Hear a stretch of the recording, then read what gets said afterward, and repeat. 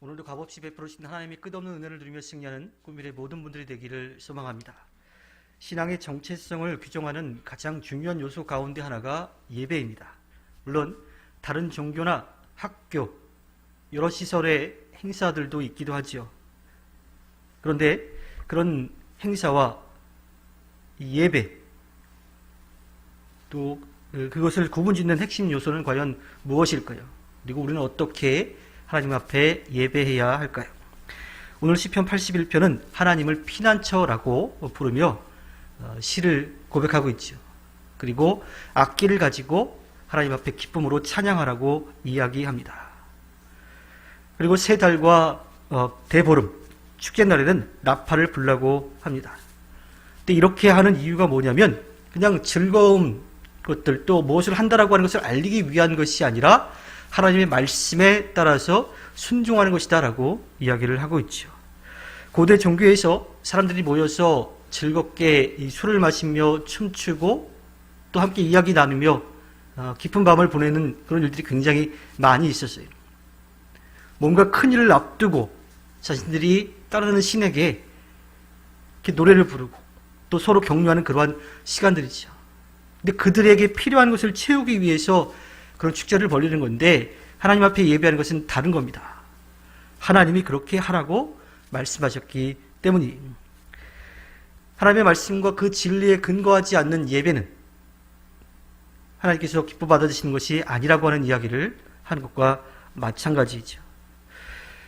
오늘 말씀을 쭉 읽어가다 보면 앞에 4절까지 표현된 흥겨운 분위기와는 달리 하나님께서 이스라엘 민족에게 명하신 그 일들을 이스라엘 민족이 하지 않았다라고 하는 것을 이야기합니다.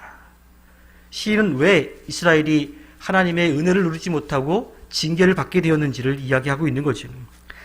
하나님은 출애굽 때부터 이스라엘에게 말씀을 주셔서 듣게 하셨습니다. 그 말씀대로 살아가면 하나님께서 베풀으신 그 은혜를 마음껏 누릴 수 있다라고 알려주셨어요. 근데 그 중심에는 듣다라고 하는 말이 있습니다. 우리가 흔히 쉐마라고 알고 있는 그러한 말이죠. 4번이나 이 들으라라고 하는 이야기를 하십니다. 신명기 6장 4절부터 9절에 보면 이스라엘은 들으십시오. 주님은 우리의 하나님이시요. 주님은 오직 한 분뿐이십니다. 당신들은 마음을 다하고 뜻을 다하고 힘을 다하여 주 당신들의 하나님을 사랑하십시오. 내가 오늘 당신들에게 명하는 이 말씀을 마음에 새기고 자녀에게 부지런히 가르치며 집에 앉아 있을 때나 길을 갈 때나 누워 있을 때나 일어나 있을 때나 언제든지 가르치십시오. 또 당신들은 그것을 손에 메어 표로 삼고 이마에 붙여 기호로 삼으십시오. 집 문설주와 대문에도 써서 붙이십시오. 살아가는 모든 순간에 하나님의 말씀을 기억하라고 하는 거예요.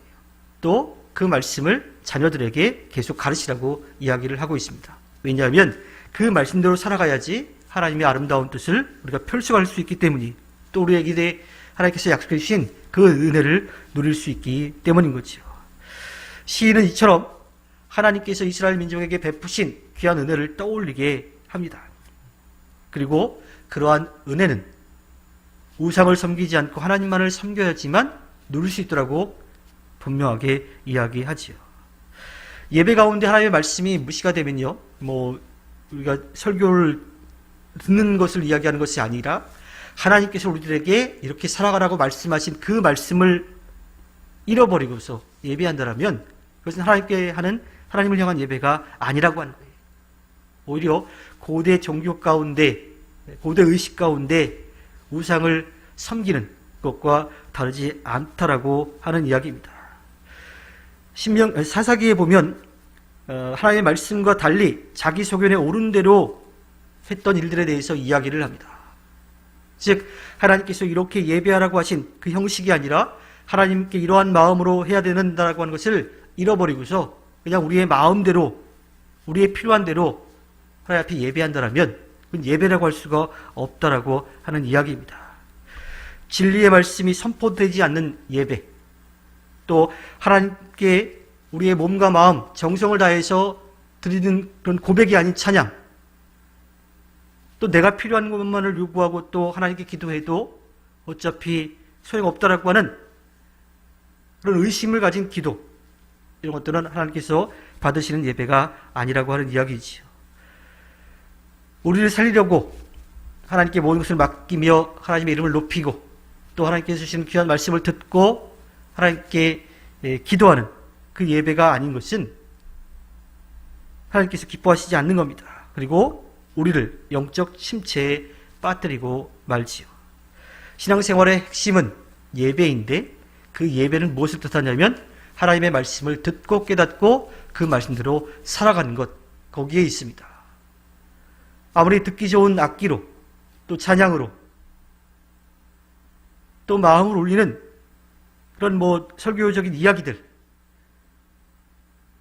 그리고 그러한 기도들도 하나님의 말씀에 근거하지 않으면 아무 소용이 없다라고 하는 이야기입니다. 하나님 말씀대로 그렇게 이스라엘 민족이 살아왔다라고 하면 그들은 이 대적들을 이길 것이고요.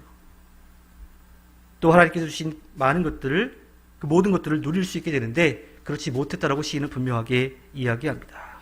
우리도 마찬가지 하나님을 예배할 때에 우리가 하나님의 이름을 진정으로 높이는 찬양을 드려야 되고요. 하나님께 주시는 귀한 말씀을 서로가 나눠야 됩니다. 그리고 그 말씀을 깨닫고 그 말씀대로 살아가기 위해서 노력해야 돼요. 하나님께서 응답해 주실 것을 믿고 맡기는 기도를 해야 합니다. 또 주님이 주신 귀한 은혜 가운데 서로를 위해 격려하면서 또 힘을 모아서 하나님의 뜻을 아름답게 이뤄가야 하지요. 그렇게 우리가 하나님을 향해 예배할 때에 우리의 삶에서 필요한 것들을 채우시는 하나님의 끝없는 은혜를 누릴 수 있게 됩니다. 만약 우리가 예배하는 과정 가운데에서도 우리의 이 영혼의 공허함이 채워지지 않는다면 우리가 하나님의 말씀대로 잘 살아가고 있는지를 되돌아볼 필요가 있습니다. 하나님께 드리는 찬양이 정말 하나님의 이름을 높이는 것인지 하나님의 말씀을 들으려고 하는 것인지 또는 정말 하나님께 맡기며 기도하고 있는지 우리 자신을 돌아볼 필요가 있지요. 안타까운 것은 그리스도인들마저도 이 예배를 하나님 앞에 진정으로 드리지 못하는 것 같습니다. 이는 단순히 코로나19 때문에 모이지 못한다라는 그러한 개념이 아니에요. 오히려 코로나19라고 하는 것 때문에 모이지 못한다 하더라도 하나님을 예배하고자 하는 그 마음은 더욱더 뜨거워지게 되는 거예요. 영상으로 예배하든 모여서 예배하든 하나님 앞에 우리의 모든 것을 다 드리는 것, 또 하나님이 언제나 함께하고 계신다는 것을 믿고 하나님께 맡기는 삶을 살아야 되는데 그렇지 못하다라고 하는 거예요. 특히 많은 이들이 영상으로 예배도 하나님께서 받으신 예배다라고 하는 것을 너무 한쪽으로만 생각해서 하나님을 예배하는 일에 등한시하는 일들이 있습니다. 그리고 어떤 경우에는 그냥 출석 체크, 혹시라도 예배하지 않으면 하나님으로부터 벌 받을지도 모르겠다라고 하는 그런 두려운 마음 때문에 출석하는 경우들도 있어요. 또 예배도 그 순서에 맞춰서 그냥 진행되는 것처럼 거기에 순서에 맞춰서 따라가기만 하면 되는 것처럼 그렇게 생각하는 경우들도 많이 있습니다.